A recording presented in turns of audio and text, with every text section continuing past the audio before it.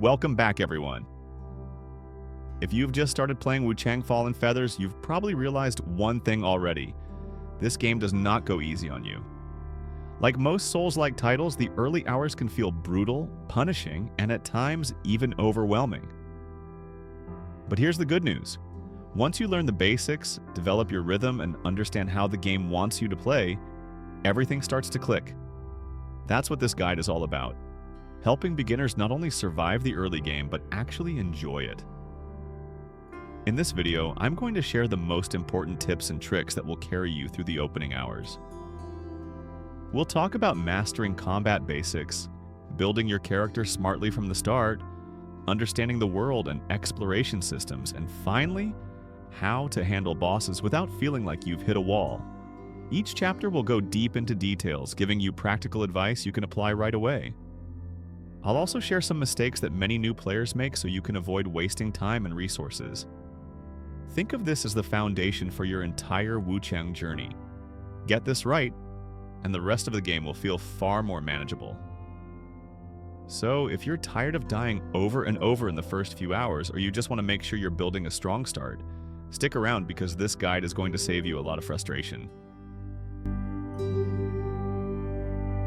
The very first thing you need to understand about Wuchang is that combat is not just about pressing buttons. It's about timing, patience, and reading your enemies.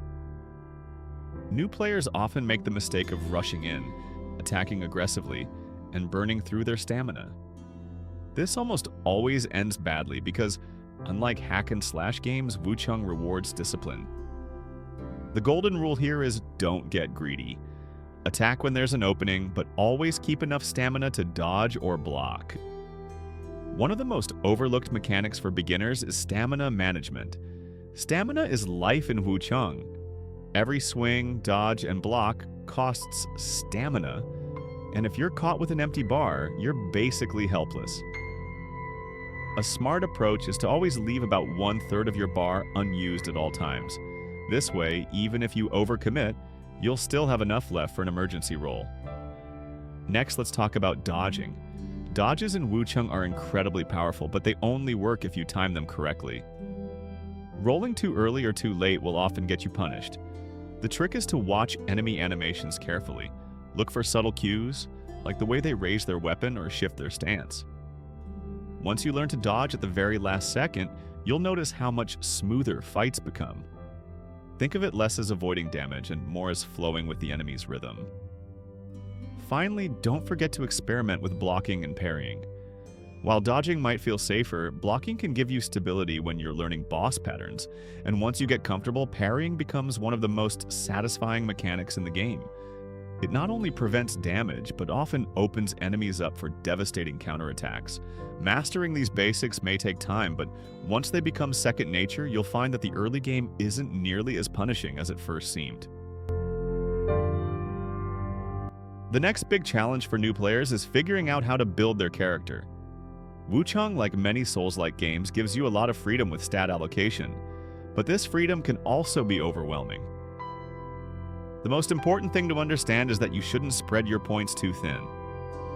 Pick a primary playstyle early, whether that's agility, strength, or a more balanced build, and focus on it. This ensures that your damage output keeps pace with the enemies you're facing. For example, if you enjoy fast weapons like sabers or dual blades, you'll want to prioritize dexterity and agility. These stats increase your attack speed and stamina recovery, which are essential for hit-and-run playstyles. On the other hand, if you prefer massive weapons that deal huge bursts of damage, then strength and endurance should be your top priority, giving you both the raw power and the stamina to swing those heavy weapons effectively. Another crucial aspect is vitality. Many beginners ignore health early on, thinking they'll rely on skill alone to avoid damage. But in practice, you're going to get hit, especially when learning enemy patterns.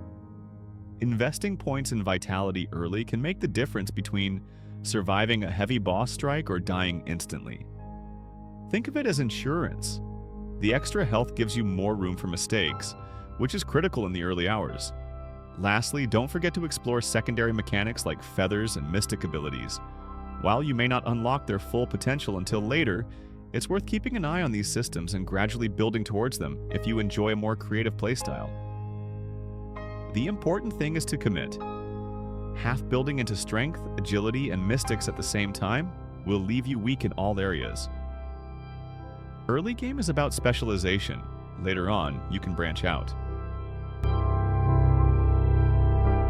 Efficiently surviving in Wuchang isn't just about combat. It's about how you navigate the world. The early areas can feel confusing, with twisting paths, hidden shortcuts, and dangerous ambushes around every corner. The first rule here is explore slowly and carefully. Don't rush through new areas just to get to the next checkpoint. Instead, take your time, observe enemy placements, and always keep your guard up. One of the smartest things you can do is unlock shortcuts. These hidden paths often loop back to earlier checkpoints, saving you from having to repeat long, dangerous treks after every death. Beginners sometimes overlook these, but they are game changers. Every time you enter a new zone, keep an eye out for doors, ladders, or breakable walls that might connect back to safety. Finding one not only saves time but also reduces the frustration of repeated deaths. Another key aspect of exploration is item collection. The early game is full of consumables, upgrade materials, and hidden treasures that can give you a massive advantage. Don't ignore small side paths or suspicious-looking corners. They often hide valuable items that will boost your survivability. Healing items in particular are essential in the first few hours, so always stock up before heading into new territory. Finally, pay attention to the environmental storytelling. Wuchang's world is built on atmosphere and subtle hints. Strange statues, abandoned villages, and notes left behind often serve as warnings about the enemies ahead. Beginners sometimes miss these clues, but they can prepare you for ambushes or reveal safer routes. By learning to read the world, you'll avoid a lot of unnecessary deaths and feel more in control of your journey. Now let's talk about the real test of your skills, the early bosses. For many players, these encounters are where frustration hits its peak. But here's the thing. Bosses in Wuchang aren't unbeatable walls, they're teachers. Each boss is designed to push you to learn a specific mechanic, whether it's dodging, stamina management, or patience.